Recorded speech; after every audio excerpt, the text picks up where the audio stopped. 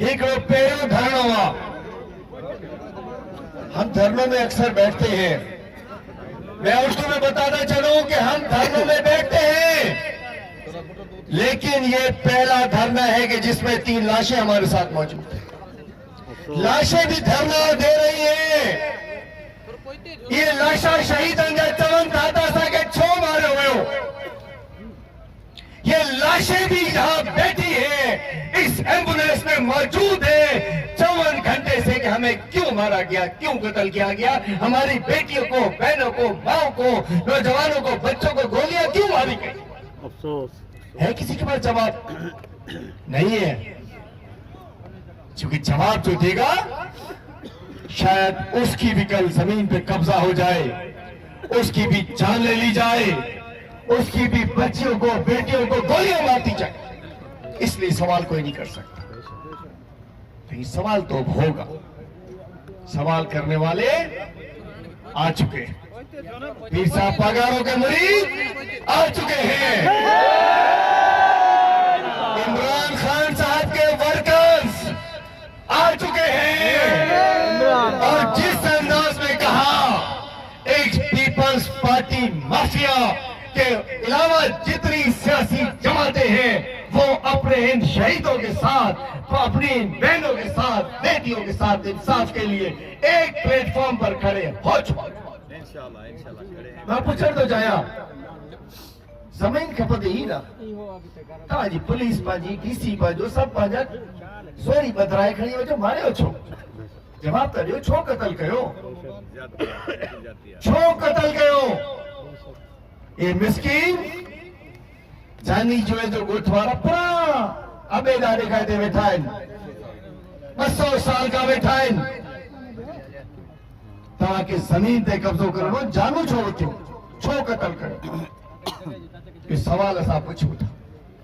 मैं एक और चीज बताऊं उर्दू में इसलिए कि जरा पूरे पाकिस्तान वाले समझे।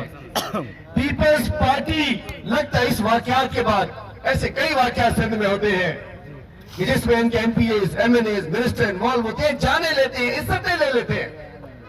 लगता है पीपल्स पार्टी जब टिकट देती है, एक तो टिकट देती है, एक और लाइसेंस भी देती है। वो लाइसेंस में होता है लाइसेंस टू किल, मारने का लाइसेंस, लाइसेंस टू ठोर, लूट मार का लाइसेंस, हर चीज का लाइसेंस होता है। तो मतलब एमपी एमएनए बनता है और उसको इजाजत होती है कि जिसको मारो, जिसकी जमीन कब्जा करो, जिसका घर कब्जा करो, जिसकी इज्जत लूटो। ये रह गई है पीपल्स पार्टी।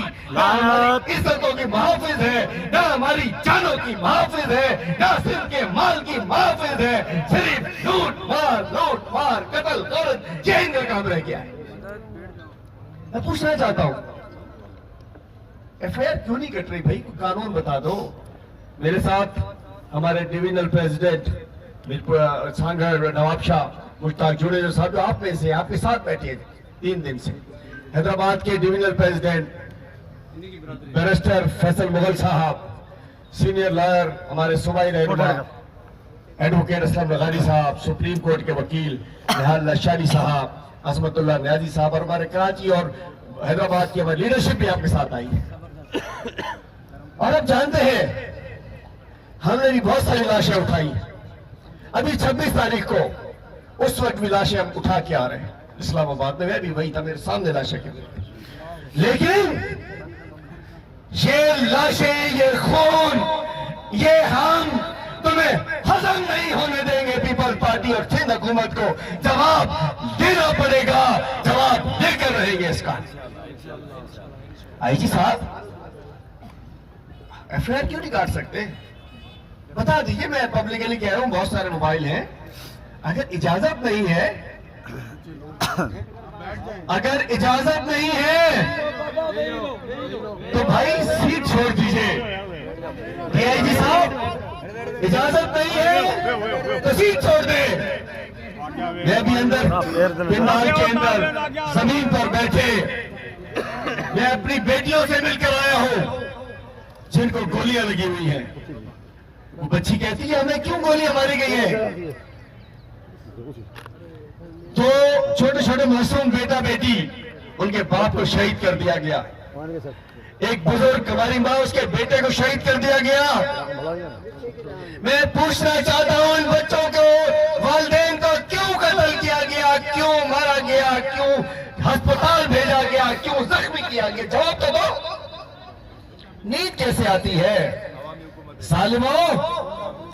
नींद कैसे आती है जाने लेने के बाद? इधर सो जाओगे, कब्र में तुम्हें सुअर, बिच्छू, सांप तुम्हारी लाशें खाएंगे कि तुम लोग जुल्म कर रहे हो और इंसाफ नहीं दे रहे हो। कातलों की भी और कातलों के जो सहूलतकार पुलिस वाले भी हैं, कब्र में तुम्हारे इंशाअल्लाह तुम्हारे साथ वही साहब होगा, क़यामत में तो होगा ही होगा। आप समझते हो कि इनको खरीद लोगे? नामुमकिन है। ये सरवरी जमात के लोग हैं, ये मखदूम अमीन फहीम के, मखदूम जमीलुज़्ज़मान के मुरीद है। और मैं मखदूम साहिबान से भी कहता हूं, साईं माल की कीजिए आके।